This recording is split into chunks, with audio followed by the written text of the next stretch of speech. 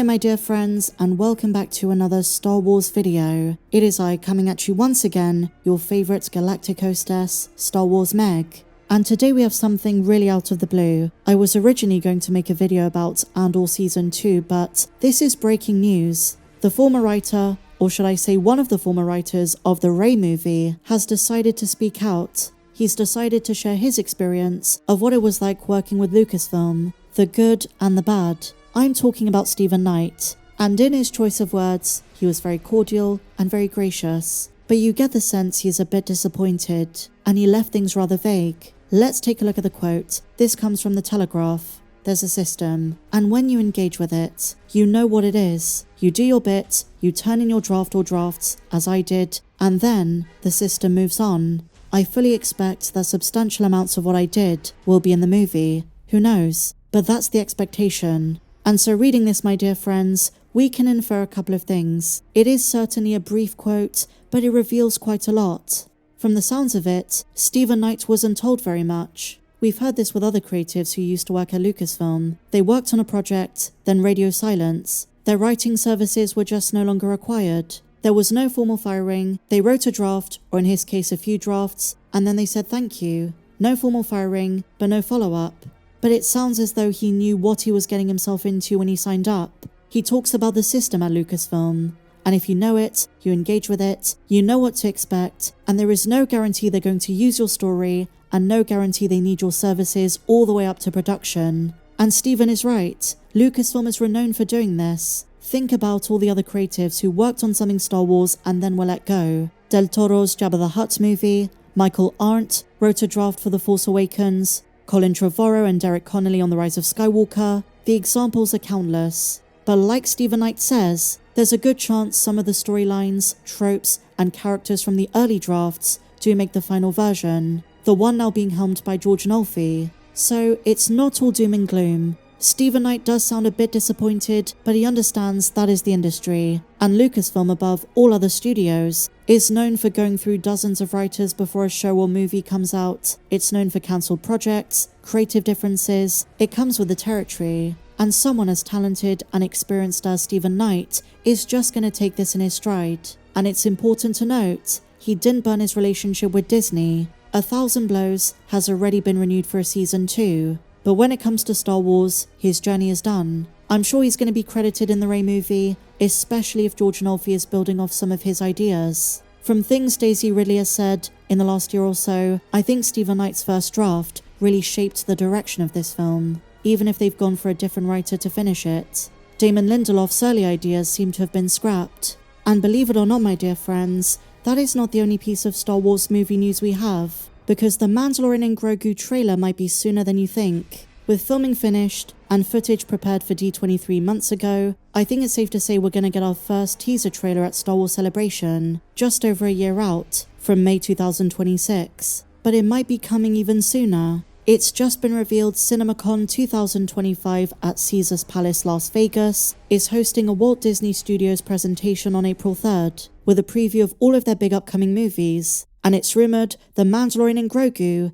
is going to feature then. So it's looking very likely this coming April, not only are we getting Star Wars Celebration and Andor Season 2, but maybe our first public Mandalorian and Grogu teaser. That would be so massive. And not just this. A new rumour suggests Dave Filoni's movie, so the one coming after Ahsoka Season 2, is going into production next year for a 2028 release date. The one rumoured to come in 2027 is the one by Sean Levy. So May 2026, The Mandalorian and Grogu, then the Sean Levy movie, then Dave Filoni's movie. But the Rey movie has been pushed. We don't know when, or even if, it's ever going to be made, because at least there is a plan for production for most of the other ones. Now on the subject of The Mandalorian and Grogu, some more wild leaks have emerged. I spoke about them with one or two friends behind the scenes, and some of this does sound like it might be legit, other things not so much. I'm not going to divulge any big spoilers or anything, but I'm starting to think some of this might be along the right lines. This comes from a person who knew about the Embo leak a day before Christian Harloff revealed it.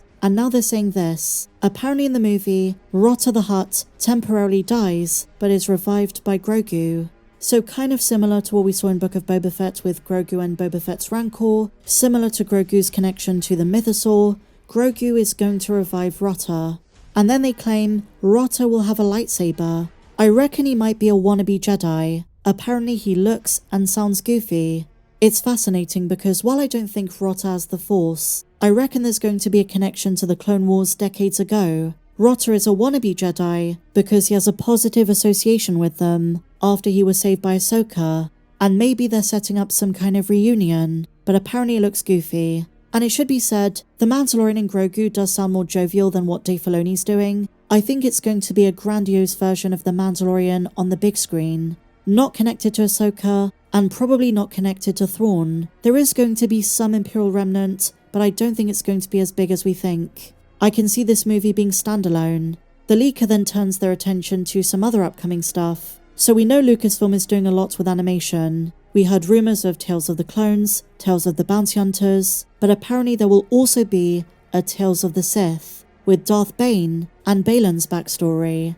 So I guess this anthology series is going to jump the timeline a bit, and not just give us Sith, but also other dark side Force users like Balan Skull. We might finally find out how he survived Order 66, why he turned away from the Jedi philosophy, and how he met Shin. All in animation, by the way. Like I've said before, after Andor and after Ahsoka, Star Wars TV shows are primarily going to be animated. In terms of live action, the majority of projects are movies for the big screen. So if I were to make a prediction, Star Wars animation is going to dominate Celebration. We have some really major announcements coming.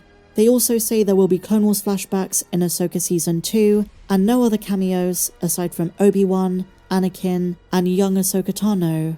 Take these with a pinch of salt, they are wild rumours at this stage, but this person does have a track record of getting things right before they're announced, and also appears to have some kind of source within Lucasfilm. I guess we just have to wait and see how much of this comes to fruition. Rotta with a lightsaber though, I can just imagine Dave Filoni suggesting this. I know it's Jon Favreau's movie, but Rotta the Hutt is his character, and I can just picture him saying, wouldn't it be awesome if we had a live action Hutt with a lightsaber? And maybe that's how this comes about.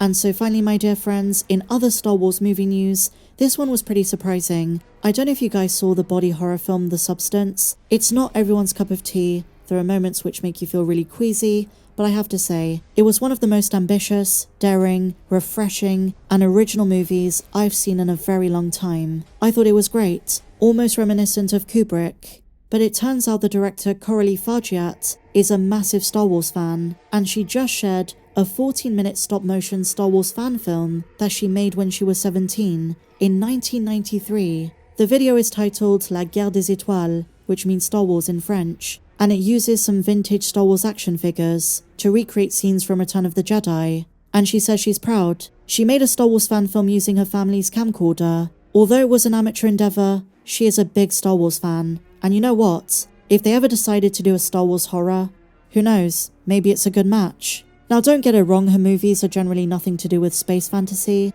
but she's a big Star Wars fan and she's very talented. So, who knows, maybe someday soon Lucasfilm will tap her for something Star Wars related. But with that said, my dear friends, share your thoughts on everything we spoke about in the comments down below.